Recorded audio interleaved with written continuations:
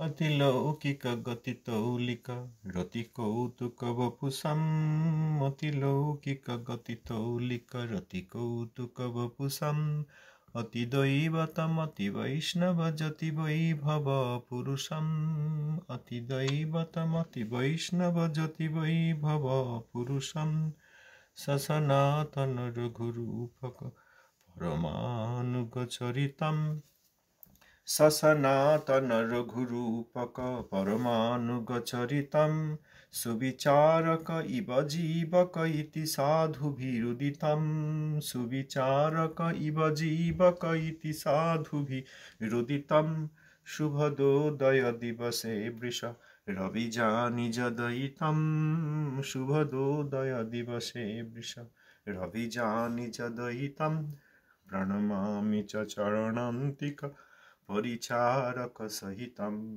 प्रणमामि च चरणान्तिक परिचारक सहितं।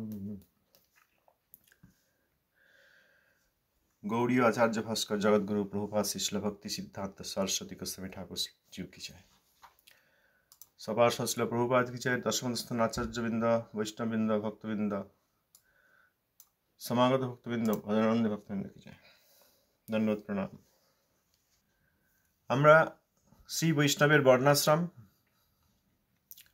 এবং সেই সংক্রান্ত বিভিন্ন আলোচনা, মহাবৈষ্ণব তার অপ্রাকৃত দেহ, তার সমাধি, অবৈষ্ণবের প্রাকৃত দেহ এবং সমাধি অযোগ্যতা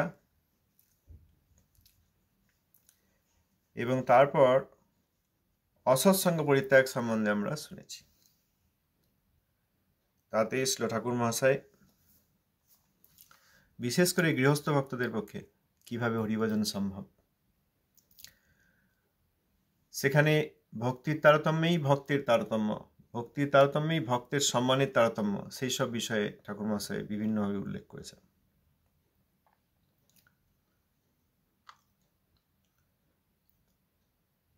অনাসক্ত যুক্ত বৈরাগ্যপরায়ণ গৃহস্থ বৈষ্ণব আর অগৃহী বৈরাগ্য কৃষ্ণ ভজনপরায়ণ বৈরাগী, কৃষ্ণ ভজনপরায়ণ বৈরাগী, এদের দুইজনেরই সঙ্গে ভজন উন্নতি হবে, কোনো পার্থক্য করেন নাই। সেই সব বিষয় সম্বন্ধে আমরা শ্রীল ঠাকুর মহাশয়েরই বিভিন্ন গ্রন্থ থেকে আমরা আজকে কিছু কিছু অংশ, বিভিন্ন জায়গা থেকে অল্প অল্প কিছু অংশ পড়ব। আচার ও প্রচার শীর্ষক প্রবন্ধ সজ্জন তোষণী 4:2 থেকে একটি প্রশ্ন করা হয়েছে, গৃহস্থ বেশদ্রিক পুরুষ কি আচার্য হইতে পারেন? যিনি গৃহস্থ তিনি কি আচার্য হতে পারেন? বড় প্রশ্ন। উত্তর, গৃহস্থদিগের মধ্যে যাহারা নববিধ ভক্তি আচরণে পটু তাহারাই ভক্তিকাণ্ডের আচার্যতা গ্রহণ করিবার যোগ্য। যদি কোনো গৃহস্থ ভক্ত এই যে নববিধা ভক্তি, শ্রবণ কীর্তন স্মরণ পাদসেবন অর্চন বন্দন দাস্য সখ্য এবং আত্মনিবেদন, এই নববিধা ভক্তিতে ভক্তি যাজনে যাঁরা পটু অর্থাৎ দক্ষ, শ্রবণ কীর্তন আদি যাঁরা দক্ষ, তাঁরাই ভক্তিকাণ্ডের আচার্যতা গ্রহণ করিবার যোগ্য।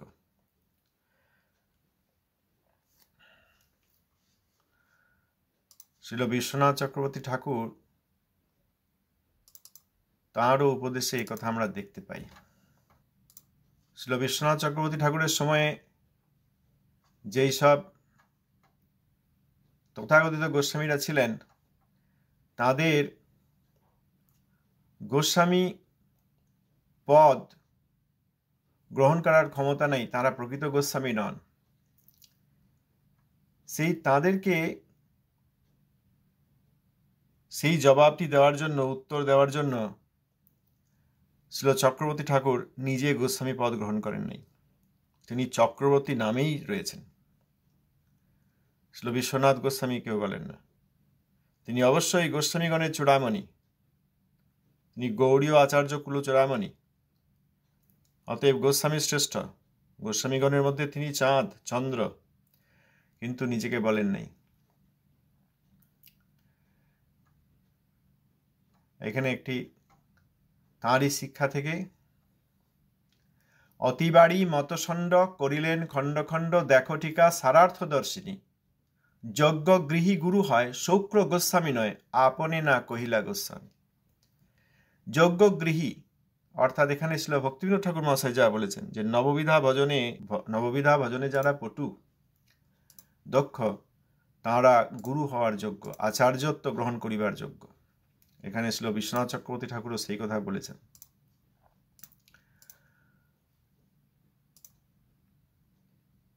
যজ্ঞ গৃহী গুরু হয় শৌক্র গোস্বামী নয়, শৌক্র পরম্পরায় জাতি গোস্বামী যারা তাঁরা গোস্বামী নন। এই জন্য শ্রীল চক্রবর্তী ঠাকুর নিজেকে গোস্বামী বলেন নাই, আপনি না কহিলা গোস্বামী। অতএব আমাদের যে ধারণা যে সন্ন্যাসীদের সঙ্গ করতে হবে, অবশ্যই করতে হবে তারা যদি সত্যিকার বৈরাগী এবং কৃষ্ণ ভজন পরায়ণ হন, শুষ্ক বৈরাগী না হন, তাদের যেমন সঙ্গ করতে হবে, একই সঙ্গে সমানভাবে যিনি গৃহস্থ কিন্তু যোগ্য এবং ভজনানন্দী তাঁরও সঙ্গ করতে বলেছেন, তাতে ভজনের উন্নতি হবে। আচ্ছা, এরপর আমরা আজ কয়েকটি বিভিন্ন গ্রন্থ থেকে পড়ছি। তো সাধু বৃত্তি সজ্জন তোষণী 11-12 একটি প্রশ্ন আছে, সদ্গৃহস্থকে কাহার গৃহে শুদ্ধ বৈষ্ণবগণ প্রসাদ গ্রহণ করিবেন? উত্তর, তিনি সদ্গৃহস্থ যিনি প্রত্যহ লক্ষ্য নাম গ্রহণ করেন, তাহার গৃহেই শুদ্ধ বৈষ্ণবগণ প্রসাদ গ্রহণ করিবেন। শুদ্ধ বৈষ্ণব অর্থাৎ মধ্যম এবং উত্তম, মধ্যম বৈষ্ণব এবং উত্তম বৈষ্ণব, তাঁরা এই রকম মহাবৈষ্ণবের গৃহস্থ বৈষ্ণবের ঘরে প্রসাদ গ্রহণ করেন যিনি 1 লক্ষ হরিনাম করেন। পরবর্তী প্রশ্ন, এই প্রশ্নটি ধৈর্য নামক নিবন্ধ, সজ্জন তোষণী 11-5। প্রশ্ন, গৃহত্যাগী ও গৃহস্থের সাধারণ অধিকার কি? উত্তর, যাহারা বিষয়রাগে পূর্ণ তাহারা কখনোই উপস্থবেগ সহিতে পারেন না, অনেক অবৈধ কর্মে প্রবৃত্ত হন। এই প্রবৃত্তি সম্বন্ধে 2 প্রকার ভজন পিপাসু দৃষ্ট হয়। সাধু সঙ্গ বলে যাহাদের রতি শুদ্ধতা লাভ করিয়াছে তাহারা একেবারে স্ত্রী সঙ্গ পরিত্যাগ করিয়া ভজন করিতে থাকেন, ইহারা গৃহত্যাগী বৈষ্ণব। যাহাদের স্ত্রী সঙ্গ প্রবৃত্তি দূরীকৃত হয় নাই তাহারা বিবাহ বিধিক্রমে গৃহস্থ থাকিয়া ভগবত ভজন করেন, দুজনেই ভজন করেন। বিষয়ের আগে পূর্ণ, উপস্থবেগ ধারণ করতে পারে না, দ্য আর্জ অফ জেনিটালস, উপস্থবেগ। এই রকম প্রবৃত্তি আছে কিন্তু ভজন পিপাসু। 2 রকম হয়। সাধু সঙ্গের বলে যাদের রতি শুদ্ধতা লাভ করেছে তাদের আর একদম উপস্থবেগ থাকে না, তারা এই স্ত্রী সঙ্গ করেনি না, তারা স্ত্রী সঙ্গ পরিত্যাগ করে ভজন করতে থাকেন, এনারাই গৃহত্যাগী বৈষ্ণব। আর যাদের মধ্যে এখনো সেই প্রবৃত্তি আছে, সম্পূর্ণরূপে দূরীকৃত হয় নাই, তারা বিবাহ বিধিক্রমে গৃহস্থ থাকিয়া ভগবত ভজন করেন। যাদের এখনো কিছু প্রবৃত্তি আছে তারা যদি এই বৈরাগীর বেশ গ্রহণ করেন তাহলে সর্বনাশ হচ্ছে। খুব গুরুত্বপূর্ণ কথা আমাদের হৃদয়ে সম্পূর্ণভাবে প্রবেশ করা দরকার। যদি এই রকম দেখা যায় যে তথাকথিত বৈরাগী এখনো এইসব চিন্তা রয়েছে, ধারণা রয়েছে, তাহলে তাদের সঙ্গ সম্পূর্ণরূপে পরিত্যাগ করতে হবে। কারণ তারা গতকালকের নিবন্ধ অনুসারে তাঁরাই হচ্ছেন ওই শুষ্ক বৈরাগী, তারা যুক্ত বৈরাগী হতে পারেন নাই। বাহ্যত গৃহত্যাগ করেছেন ঠিকই, কিন্তু মনের মধ্যে এখন উপস্থবেগ আছে, তাদের উচিত হয় নাই আসা। তাদেরকে এই বিবাহ বিধিক্রমে গৃহস্থ থেকে করা উচিত ছিল, ভজন করা উচিত ছিল, তারাও ভগবত ভজন করতে পারতেন। অতএব যারা গৃহে রয়েছেন তারাও ভগবত ভজন করছেন। সুবিধা একটাই যে তাদের এই শুষ্ক বৈরাগ্যের ভয় নেই। ঠাকুর মহাশয় গতকাল বলেছেন যে যদি এইভাবে গৃহত্যাগ করেন, যাদের এখনো এরকম উপস্থবেগ যায় নাই, তার তত্ত্যাগে, ঠাকুর বলছেন তত্ত্যাগে বরং অসুবিধা অর্থাৎ শুষ্ক বৈরাগ্য হয় যাদেরকে শাস্ত্র আদর করেন নাই। আমরা কিন্তু শাস্ত্র আদর না করলে আমরাও আদর করতে পারি না। আমরা যদি আদর করি, যদি পরিষ্কারভাবে না জানি যে এনার কি সম্পূর্ণরূপে উপস্থবেগ গেছে, তবে ইনি গৃহত্যাগ করে এসেছেন, রতির শুদ্ধতা প্রাপ্ত হয়েছেন, তবে গৃহত্যাগ করে এসেছেন, তা যদি না হয় তাদের সঙ্গ করে অসৎসঙ্গ হবে। এই কথা ঠাকুর মশাই গতকাল আমরা ঠাকুর মশাইয়ের কাছ থেকে অসৎসঙ্গ পরিত্যাগ নিবন্ধ থেকে শুনেছি। কেউ কেউ হয়তো কনফিউজ হয়ে থাকবেন, বললেন না তো তাহলে সেখানে ঠাকুর মশাই বলেছেন যে গৃহস্থের যে স্ত্রীর সঙ্গে বাস সেটা স্ত্রী সঙ্গই নয়। আবার অন্যত্র বলেছেন, প্রভুপাদও বলেছেন যে স্ত্রী সহবাস, পুত্র স্নেহবাস ইত্যাদির দ্বারা কখনো ভজন হয় না। এই দুটি সিদ্ধান্তের মধ্যে সামঞ্জস্য কি? সামঞ্জস্য এই যে বৈধ মতে বিবাহিত পতিপত্নীর যে সম্পর্ক সেখানে অবিধি নেই, অবৈধ নয়, তাতে পাপ নেই। কিন্তু আসক্তি থাকলে কৃষ্ণ ভক্তি হবে না, কৃষ্ণ ভজন হবে না। আসক্তি রহিত হয়ে তাকে ভক্তের সম্মান দিয়ে, দুজনেই দুজনকে ভক্তের সম্মান দিয়ে ভজন করবেন। কিন্তু যদি উপস্থবেগ ধারণ করতে না পারেন, কারণ রতির শুদ্ধতা লাভ হয় না এই সাধুসঙ্গের বলে, তাহলে গৃহে থেকে তারা যে রকমই আচরণ করেন তাতে অবৈধ হচ্ছে না। অবৈধ হলে তো সর্বনাশ, পাপ কার্য হলো, অনাচার হলো, তাহলে আর ভজন হলো না, সেইটা হচ্ছে না। যেমন একাদশীতে অনুকল্পের ব্যবস্থা করেছেন, অনুকল্প পেলে একাদশী নষ্ট হয় না, কিন্তু তাই বলে অনুকল্পের ব্যবস্থা করেছেন বলে পেট ভরে যদি আমরা খেয়ে বসে থাকি, পেট ভরে খেয়ে এত বেশি খেয়ে ফেলেছি ঘুম এসে যাচ্ছে আর ভজন হচ্ছে না, তাহলেও অনুকল্প গ্রহণের যে উদ্দেশ্য সেইটা পালিত হলো না। অনুকল্প অর্থে যে যাদের শরীর পারছে না, পরিস্থিতি এরকম, তারা যদি ফলমূলাদি পান তাহলে তাদের একাদশী নষ্ট হচ্ছে না। সেই রকমই বিবাহিত পতিপত্নী তাদের যে সম্পর্ক সেখানে অবৈধ নয়, সেটা অবৈধ নয়, এটা বৈধ, তাতে পাপের বা অনাচারের সম্ভাবনা নেই। উপপত্নী বা উপপতি থাকলে তাতে ভজন থেকে চ্যুতি হচ্ছে, কারণ অনাচার হচ্ছে, অবৈধ স্ত্রী সঙ্গী, অবৈধ পুরুষ সঙ্গী হচ্ছে। অতএব বিবাহিত সম্পর্কে অবৈধতা নেই, কিন্তু সেখানে যদি আসক্তি থাকে তাহলে কৃষ্ণাসক্তি হলো না। এইভাবে যখন এই গৃহস্থ ভক্ত যিনি উপস্থবেগ এখনো ধারণ করতে পারেন নাই, সেই জন্য বিধিক্রমে, বিবাহ বিধিক্রমে গৃহস্থ হয়েছেন এবং সেখানে থেকে ভজন করছেন, অর্থাৎ তিনি নিজেকে নিয়ন্ত্রণ করতে পারবেন, এবার নিয়ন্ত্রণ করতে শিখবেন। পশুবৃত্তি, কাম প্রবৃত্তি চলে যাবে ধীরে ধীরে এবং শুদ্ধরূপে ভজন করবেন। অবৈধ না হলেও পতিপত্নীর যে সম্পর্ক তাতে কৃষ্ণদাসত্বের অভাব রয়েছে, কারণ সেখানে সেই সম্পর্ক, তাতে ভোগী এবং ভোগ্যবুদ্ধি রয়েছে, আসক্তি রয়ে যাচ্ছে, ততক্ষণ শুদ্ধ ভজন হচ্ছে না। কিন্তু সেই আসক্তিকে নিরাশ করে যদি কৃষ্ণাসক্তি হয় তখন তাঁরাই আবার শুদ্ধ গৃহস্থ ভক্ত হতে পারবেন। অতএব এখানে এনকারেজ করা হয়নি, উৎসাহ দেওয়া হয়নি যে যখন অনুকল্প পাওয়া যায় 2-4 ঘন্টা পর পর এক পেট করে ফল খেয়ে নিই, এইরকম কথা বলা হয় নাই। পারতপক্ষে যারা পারছেন না তাদের জন্য অনুকল্পের ব্যবস্থা আছে, একাদশী নষ্ট হবে না। কিন্তু যারা একদম নিরম্বু থাকতে পারছেন তাদের বিশেষ একাদশী হচ্ছে, সম্পূর্ণ ফল তারা পাচ্ছেন। যাতে সেই অবস্থা লাভ করা যেতে পারে সেই জন্য অনুকল্পের ব্যবস্থা আছে। যদি না হয় তাতেও একাদশী নষ্ট হচ্ছে না, ফল কিছু কম হচ্ছে, সেই রকম। অতএব সেখানে যেন কেউ মনে না করেন বাহ ঠাকুর মহাশয় তো আমাদেরকে এলাও করে দিয়েছেন, তা কিন্তু বলেন নাই। আসক্তি রহিত মানে তাই, ভোগ্য বুদ্ধি না করা মানে তাই, কৃষ্ণদাস এবং কৃষ্ণদাসী মনে করা মানে তাই, উদ্দেশ্য ভজন।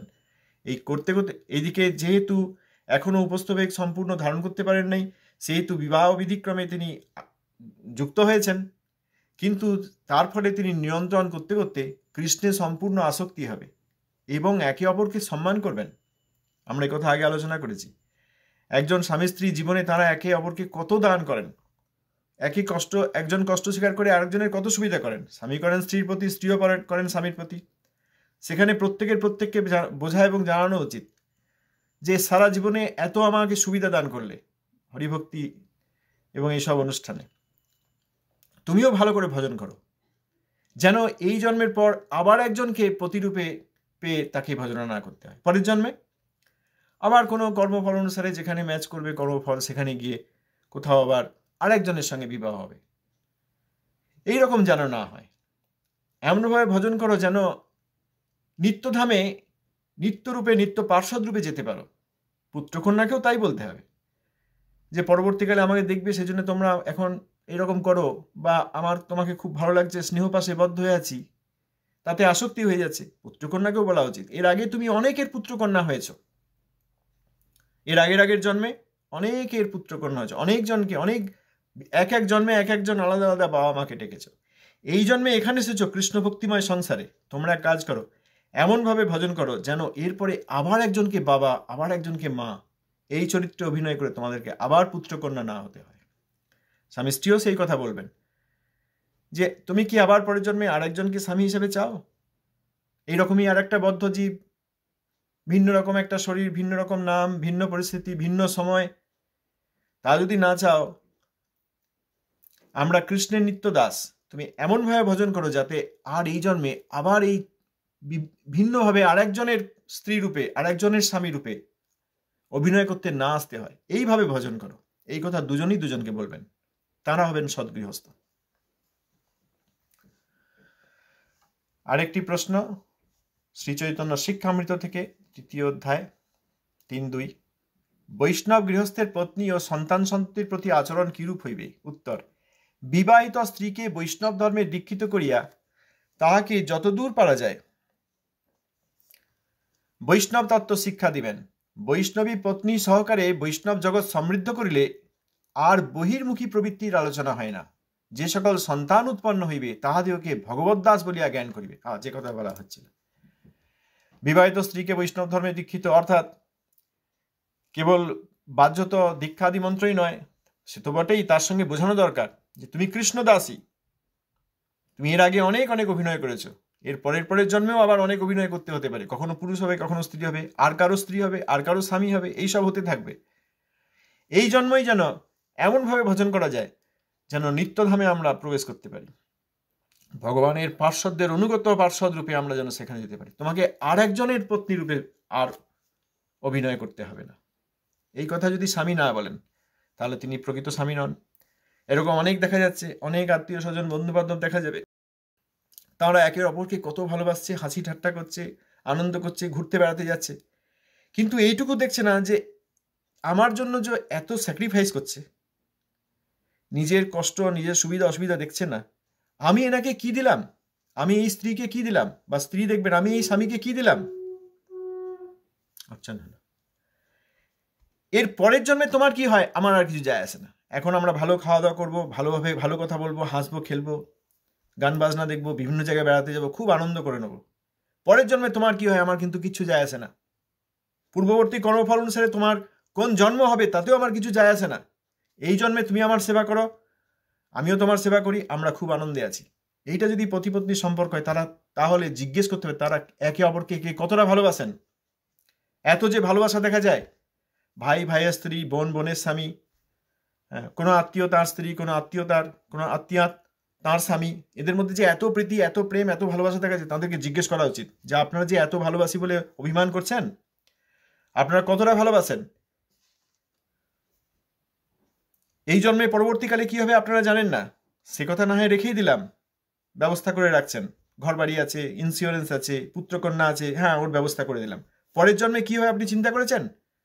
কারোর হরিণ জন্ম হবে, কারোর ছাগল জন্ম হবে, কারোর পশুপক্ষী জন্ম হবে, কারোর নরকে জন্ম হবে, কারোর স্বর্গে জন্ম হবে, কেউ এই পৃথিবীতেই আরেকজন এইরকম আত্মা দেহধারী তার পত্নী হবে। আপনি স্বীকার করে নিচ্ছেন? এই কথা যদি কাউকে জিজ্ঞেস করা হয়, প্রত্যেকে হরিভজনে আসতে বাধ্য, তারা বুঝতে পারবেন।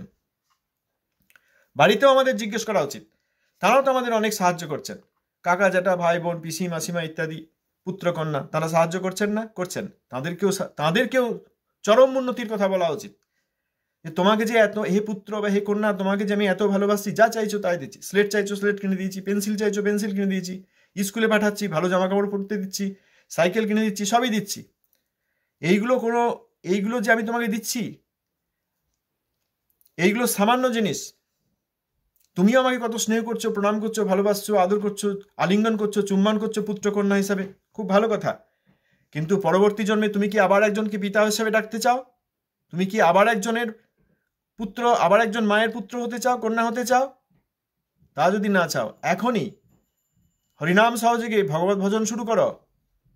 যাতে এই জন্মই তোমার শেষ সংসার যাত্রা হয়, তুমি নিত্যধামে, যেখানে তোমার নিত্য স্থান, সেই কৃষ্ণ পার্শ্বদ রূপে ফিরে যেতে পারো। এইটা যদি না বলি, আমরা কেউ কাউকে ভালোবাসি না। আমরা তাদেরকে অনেক উপহার দিচ্ছি, অনেক কথা বলছি, ডাকছি, খেলছি, একসঙ্গে বসতে দিচ্ছি, কোথাও বেড়াতে যাচ্ছি, আমন্ত্রণ করছি, তাদের বাড়ি বেড়াতে যাচ্ছি, কিন্তু আমরা কেউ কাউকে ভালোবাসি না। এই জন্মে আমরা আমার সুবিধা অনুযায়ী অনেক সুবিধা নিয়ে নিলাম, তারও কিছু সুবিধা করে দিলাম বিনিময়ে, কিন্তু পরের জন্মে কি হবে, এর আগের জন্মে কি হয়েছে বোঝালাম না, পরের জন্মে কি হতে চলেছে বোঝালাম না। চলো সকলে একসঙ্গে নিত্যধামে যাই, সেখানে এই পিতা পুত্র মাতা এখন যে একটা টেম্পোরারি অস্থায়ী সম্পর্ক হয়েছে, এটাকে সরিয়ে রেখে আমরা কৃষ্ণের সঙ্গে সম্পর্কে যুক্ত হব। কেউ যদি সক্ষরসের ভক্ত হন, বলবেন, হে পুত্রকন্যা, স্ত্রী পুত্র ইত্যাদি, তোমাদের যদি সক্ষরসে আগ্রহ থাকে, চলো সেখানে আমরা সবাই গিয়ে কৃষ্ণের সখা হব। তখন আর আমরা পতিপত্নী থাকবো না, তখন আর এই পিতা পুত্র থাকবো না, পিতা কন্যা থাকবো না, সকলেই আমরা কৃষ্ণের সখার অনুগত, আরেক রূপ, ভিন্ন ভিন্ন রূপ ধারণ করে কৃষ্ণের সখা হব, এই বলে তাদেরকে আমন্ত্রণ করা উচিত। এইটা হচ্ছে হরিভজনের আমন্ত্রণ। এখানে ঠাকুর মহাশয় বলছেন, বিবাহিত স্ত্রীকে বৈষ্ণব ধর্মে দীক্ষিত করিয়া তাহাকে যতদূর পারা যায় বৈষ্ণব তত্ত্ব শিক্ষা দিবেন। চাপ, জোর, ঝগড়া এসব নয়। বৈষ্ণব তত্ত্ব শিক্ষা অর্থাৎ তাকে বুঝিয়ে বলা, যারা বুঝতে পারবেন তারা নিজে থেকেই হরিভজন করবেন। অনেকে এরকম হয়, স্ত্রী ভক্ত কিন্তু স্বামী নন, স্বামী ভক্ত কিন্তু স্ত্রী নন, দুজনেই ভক্ত কিন্তু দুজনের মধ্যেই কোথাও না কোথাও বা একজনের মধ্যে তত্ত্বজ্ঞানের অভাব রয়েছে। বৈষ্ণব তত্ত্ব শিক্ষা দেবেন যখন আমরা হৃদয় থেকে বুঝতে পারবো, তখন কিন্তু আমরা প্রত্যেকেই দেখবো আমাদের পরিবর্তন হয়ে গেছে। আর বৈষ্ণবী পত্নী সহকারে বৈষ্ণব জগৎ সমৃদ্ধ করলে আর বহির্মুখী প্রবৃত্তির আলোচনা হয় না। যে সকল সন্তান উৎপন্ন হইবে তাহাদিওকে ভগবত দাস বলিয়া জ্ঞান করিবে। তোমরা ভগবানের দাস, অতএব ভগবানের ভজন করো। কেউ কিছু বলবেন? হরিভক্তি জিনিসটা এরকম মেকানিক্যাল নয়, অন্তর থেকে বুঝে সেইভাবে করার বিষয়। যে যাকে বোঝানো হবে সেই বুঝবে, যে প্রত্যেকে বুঝতে পারবে। আমরা চেষ্টাই করি নাই। আমরা বাইরের নিয়ম কানুন হয়তো কিছু বলেছি, এই আজকে খাস না, ওদিকে যাস না, এই হাত দিস না, ওই হাতটা ধোয়, এরকম বলেছি, কিন্তু তত্ত্বের কথা বলি নাই। ওই জন্য হৃদয় থেকে কেউ করেন না। আমরা দেখি, ও এই এরকম বিরোধিতা করছে, কষ্ট পাই। কি করে বিরোধিতা করবে? আমরা তাকে বলি নাই। আমার নিজেরই তত্ত্বজ্ঞান নেই, বলবো কি? আগে তো নিজেকে তত্ত্বজ্ঞান পেতে হবে, সেই ভূমিকায় যেতে হবে, তবে তো আমরা কাউকে সাহায্য করতে পারবো। এরপরের প্রশ্ন, সাধুবৃত্তি নিবন্ধ থেকে সজ্জন তোষণী 11-12। প্রশ্ন, ভক্তের পক্ষে গৃহত্যাগী বা গৃহস্থ কোনটি হওয়া উচিত? গৃহত্যাগী হবেন না গৃহস্থ হবেন? উত্তর, ভক্ত লোকের পক্ষে গৃহস্থ থাকা বা গৃহত্যাগ করা একই কথা, একই কথা। এরপর অতএব যখন একই কথা, তখন তাদের মধ্যে আর ভেদ বুদ্ধি করা যাবে না। ইনি গৃহত্যাগী, অতএব এনার বেশি সম্মান, ইনি গৃহস্থ, অতএব এনার কম সম্মান। আমরা আগে আলোচনা করেছি, ত্যাগীর অধিক গৌরব আর গৃহস্থের অগৌরব। গৃহস্থ যেন অচ্ছুত, স্ত্রী যেন অচ্ছুত, এগুলো ভুল ধারণা। স্ত্রী পুত্র দেহগত বর্ণাদি ধর্মযত, তাতে পুনঃ দেহগত ভেদ। সত্যরজ স্তমগুণ আশ্রয়তে ভেদ পুনঃ, এইরূপ সহস্র প্রভেদ। যে কোনো শরীরে থাকি যে অবস্থা গুণ রাখি, সে অহংতা এবে তব পায়। সপিরাম প্রাণেশ্বর মম বলি, অতঃপর আর কিছু না রহিল দায়। শ্রীভক্তিনাথ ঠাকুর ভজন রহস্যে সুন্দর করে লিখেছেন। যার মধ্যে ভক্তি তিনিই সম্মানীয়। সে গৃহে থাকুন আর বনে থাকুন, তিনি পুরুষ রূপে থাকুন বা স্ত্রী রূপে থাকুন, সমান সম্মান। প্রভুপাদের যে আমরা জয়ধ্বনি দিই, প্রায়ই মাঝে মাঝে দেখবেন, প্রভুপাদের শিষ্যা সকলেই আমার দশমদস্তন গুরুবর্গ। প্রভুপাদের শিষ্যাও আমার গুরুবর্গ। প্রভুপাদের একজন শিষ্যা আর আমার গুরু মহারাজ, ভেদ নাই, কোনো ভেদ নাই। তারা প্রভুপাদের পুত্রকন্যা, পারমার্থিক পুত্রকন্যা, প্রভুপাদের শিষ্যা। প্রভুপাদের একজন শিষ্য আর একজন শিষ্যাকে যদি ভেদ বুদ্ধি করা হয়, তাহলে এই স্ত্রী পুরুষ দেহগত ভাব দেখা হলো, তাদের স্বরূপ দেখা হলো না। এরপর শ্রীকৃষ্ণ সংহিতা 8:17। প্রশ্ন, কিরূপ লক্ষণান্বিত সাধুর সঙ্গ সেবা করা কর্তব্য? উত্তর, বাহ্য লিঙ্গের প্রতি উদাসীন থাকিয়া প্রীতি লক্ষণ অন্বেষণ করত সাধু সঙ্গ ও সাধু সেবা করা বৈষ্ণব দিগের নিয়ত কর্তব্য। বাহ্য লিঙ্গ মানে এই গৃহস্থ না অগৃহী, ব্রহ্মচারী না বানপ্রস্থী, এর প্রতি সম্পূর্ণ উদাসীন। দেখলাম না তিনি গৃহস্থ কিনা, দেখলাম না তিনি সন্ন্যাসী কিনা, দেখলাম না তিনি কৃষ্ণৈক স্মরণ কিনা, দেখলাম। এই হচ্ছে প্রীতি লক্ষণ। এই প্রীতিলক্ষণ অন্বেষণ করে খুঁজতে হবে, এমনি পাওয়া যাবে না। আমরা সামনে পেয়ে যাচ্ছি, তাদের হৃদয়ে এখনো কাম প্রবৃত্তি আছে কিনা জানি না, কিন্তু ওই যে গেরুয়া বসন পড়েছি, হাতে দণ্ড দেখেছি, বাস সাষ্টাঙ্গে প্রণাম করে দিচ্ছি, শুনতে শুরু করে দিচ্ছি। প্রীতিলক্ষণ অন্বেষণ করিয়া খুঁজতে হবে, পাওয়া যাবে না। সাধুসঙ্গ ও সাধু সেবা করা বৈষ্ণব দিগের নিয়ত কর্তব্য। বাহ্যলিঙ্গের প্রতি উদাসীন আর অন্তরে তার ভগবানের প্রতি কীরকম প্রীতি, সেইটা অন্বেষণ করে বুঝতে পেরে তটস্থ এবং বিশেষ করে সর্বলক্ষণ দেখে সেই রকম সাধু সঙ্গ করা উচিত এবং সেই রকম সাধু সেবা করা দরকার। এটি হচ্ছে জৈব ধর্ম অষ্টম অধ্যায় থেকে। কোথায় থেকে বলে দিচ্ছি, আপনি চাইলে দেখতে পারবেন। প্রশ্ন, কোন বিচারে বৈষ্ণবের সম্মাননা কর্তব্য? কিভাবে, কি বিচার করে বৈষ্ণবের সম্মান করা হবে, কেমনভাবে সম্মান করা হবে, কোন বৈষ্ণবকে কেমন সম্মান করা হবে? উত্তর, যদি কোনো উত্তমাধিকারী গৃহস্থ হন এবং মধ্যমাধিকারী গৃহত্যাগী হন, তাহলে নিম্নাধিকারী উচ্চাধিকারীকে দণ্ডবত প্রণাম করিবেন। দেখেছেন, উত্তম অধিকারী যদি কোনো বৈষ্ণব, তিনি গৃহে অবস্থান করেন, একজন গৃহস্থ কিন্তু তিনি উত্তম অধিকারী, দৃঢ় এবং ভজনানন্দী। আর যদি একজন গৃহত্যাগী হন, অর্থাৎ সন্ন্যাসী বা ব্রহ্মচারী আদি হন, তারা যদি মধ্যম অধিকারী হন, তাহলে এই মধ্যম অধিকারী সন্ন্যাসী তিনি এই উত্তম অধিকারী গৃহস্থকে দণ্ডবত প্রণাম করিবেন। এরকম কিন্তু দেখা যায় না, কিন্তু এইটাই ঠাকুর মশাই বলেছেন। যদি কোনো উত্তম অধিকারী গৃহস্থ হন এবং মধ্যম অধিকারী গৃহত্যাগী হন, তাহলে নিম্নাধিকারী, অর্থাৎ মধ্য, নিম্ন নয়, মধ্যের চেয়ে উত্তম হচ্ছে আরো উচ্চে, উত্তম অধিকারীর নিচে হচ্ছেন মধ্যম অধিকারী। তাহলে মধ্যম অধিকারী গৃহত্যাগী হলেও, সন্ন্যাসী ব্রহ্মচারী হলেও, তিনি এই উচ্চ অধিকারী গৃহস্থকে দণ্ডবত প্রণাম করিবেন, ঠাকুর মহাশয়ের আদেশ।